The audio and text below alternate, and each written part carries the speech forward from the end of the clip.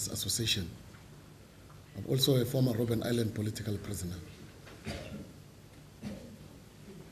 We issued a statement already in support of the hunger strike by our fellow comrades, our brothers and sisters who are languishing in those apartheid jails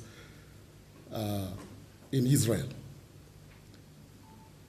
We just actually have to make a call to the civil organizations inside the country and all over the world, especially the BDS, calling for them actually to embark on mass actions in support of the political prisoners' hunger strike. We know for the fact that even at Robben Island, to go on a hunger strike, it's a very decisive decision. Because remember, some of the comrades are very much ill, have chronic diseases or chronic ailments, cancer, diabetes, and many ailments that can put someone down. So that decision, as Comrade Bolton has already said, it's a very difficult situation. That in prison, you don't have any rights. You are there 100% being controlled by the laws of prison. When you embark on a hunger strike, it's a very serious and situation.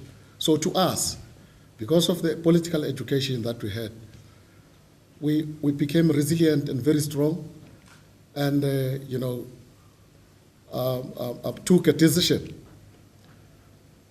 that we are not going to eat for 20 days.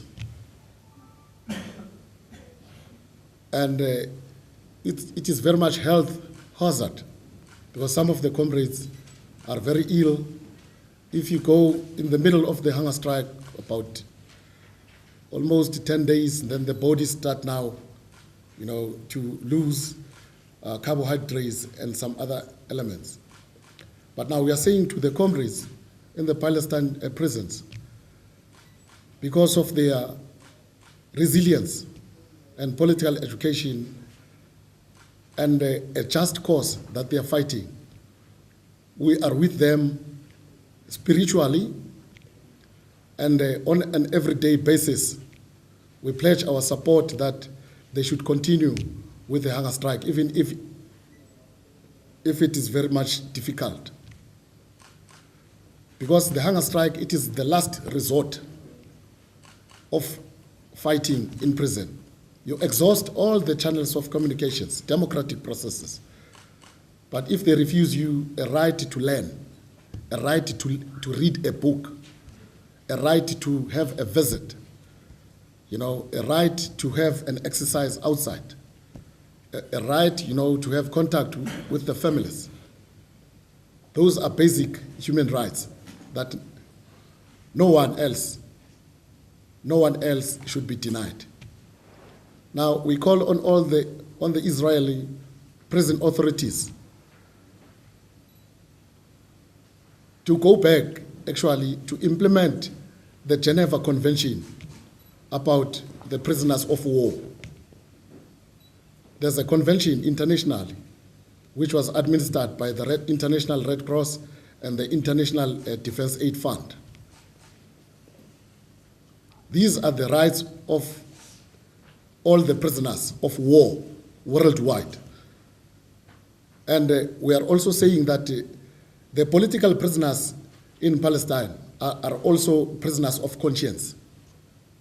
They are the prisoners of war because there is war, systematic war in the occupied territories, conducted by the Israeli apartheid Nazi military regime. So as the association, we pledge unequivocally our support for the release of all the political prisoners in all the Israeli apartheid jails, including women and children. And we are also saying what kind of a society that can imprison its own women and children. So Benjamin Netanyahu have been going all over the world saying Israel is a democratic state. No, Israel is not. There's no democracy in Israel. Israel is a fascist, is a Nazi state. All the laws of arbitrary detention that we have experienced in this country are being applied indirectly or directly in Israel.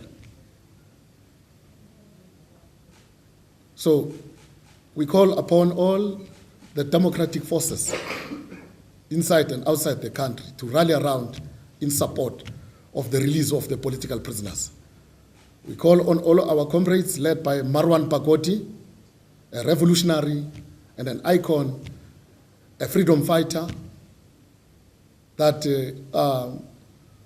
he mustn't be propelled to relinquish or the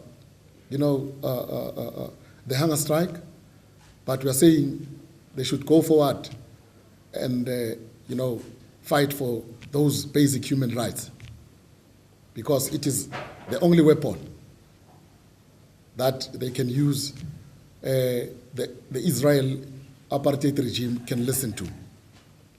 So we'll be in support of them in prayers, and also, as Comrade Balton has also said, engage on mass actions.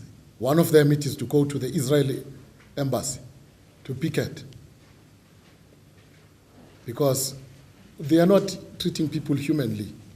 Even now, Israel has refused permission for some of the political activists of South Africa to enter Israel. I'm one of them. But here in our country, they are enjoying the benefits of the ex-political prisoners. That is the human rights and freedom.